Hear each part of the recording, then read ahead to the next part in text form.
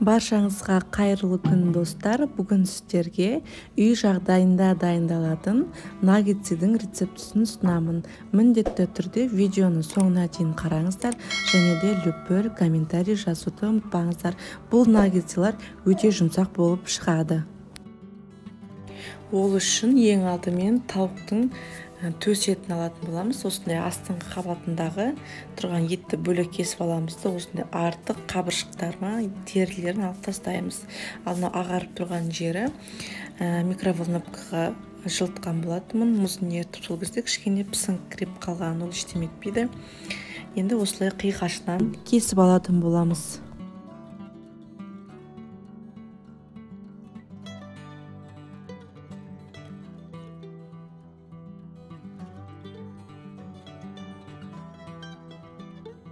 Барлығын осылай кесіп шығамыз. Сосын ең соңында астыңғы бөлігінен шыққан еттерді де кесіп жасап қоямыз. Өйткені дастарханға қойған кезде бәрібір балаларымыз сұрайды.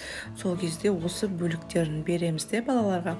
Әдемі шыққандарын, басында әдемі кесілгендерін дастарханға қоямыз. Мінекей барлығын осылай кесіп шықтым. Енді чеснок саламыз. 4 орташа чеснокты үкіштен өткізіп, үстіне 4-5 шай қасық зәйтүн майын құйып, осылай араластырып қойдым. Сосын барып қостым барлығын.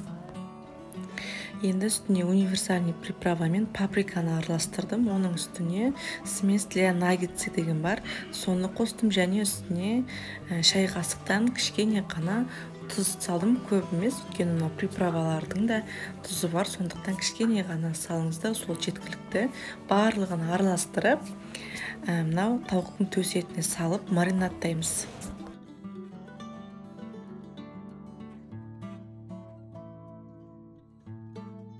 Енді барлығын жақсылап араластырамыз. Астыңғы жақтарын қайта-қайта көтере отырып араластырамыз. Өйткені астыңғы жағында осы салған приправаларымыз қалып қояды. Сондықтан жақсылап тұрып араластырыңыздар.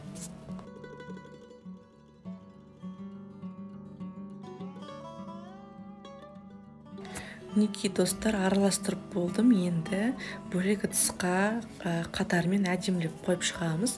Одан кейін барып бетін пищевой пленкамен орап, жарты сағатқа холодильникке қоямыз.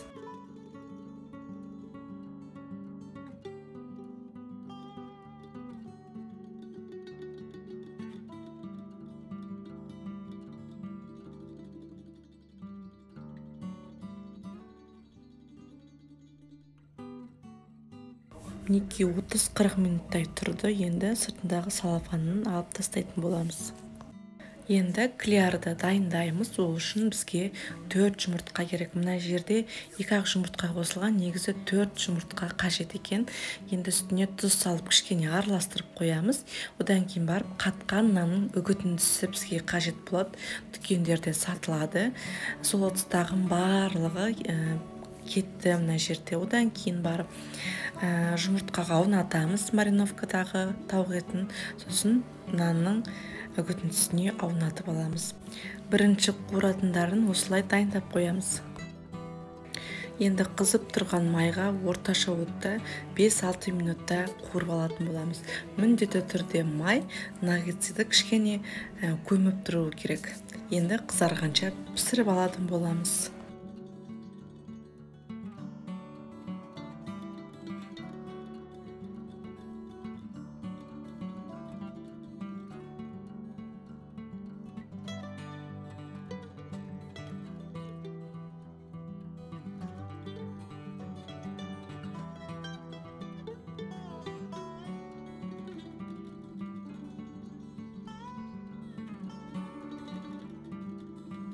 Мен осылай барлығын ауната отырып пісіріп алдым. Енді барлығын осылай пісіріп шығатын боламыз.